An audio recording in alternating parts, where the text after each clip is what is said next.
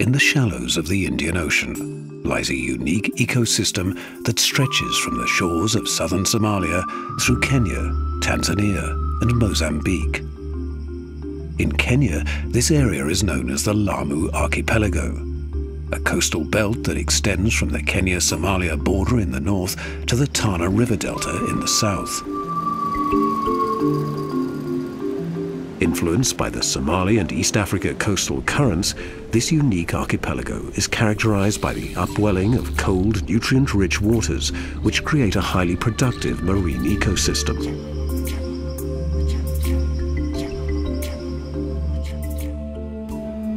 Lamu is considered the spiritual cradle of the Swahili language. It is also a symbol of interface between the Swahili and Arabic cultures, and for this reason is recognized by UNESCO as a World Heritage Site. This tranquil lifestyle is genuine and unique, and visitors from all over the world come to experience this special atmosphere. The coastal forests of East Africa are an integral part of Lamu's coastal system and are globally recognized as areas of great biological importance and diversity.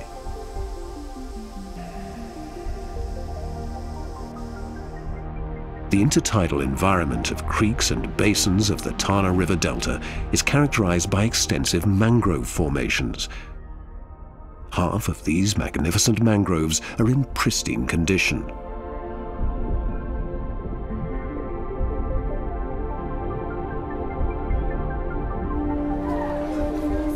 Mangrove forests have been a source of timber for construction, as well as for artistic furniture, doors and carvings characteristic within the archipelago.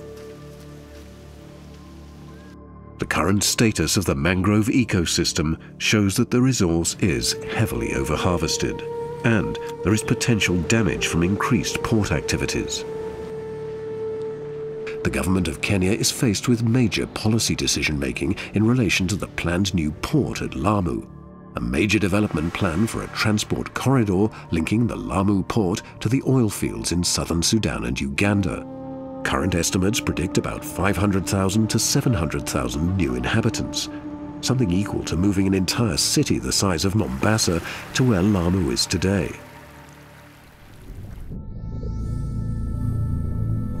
The archipelago possesses the most northerly coral reefs known in the East African marine ecoregion. These reefs host thousands of different species of sea life and provide natural breeding grounds for the types of fish that fill the nets of local fishermen.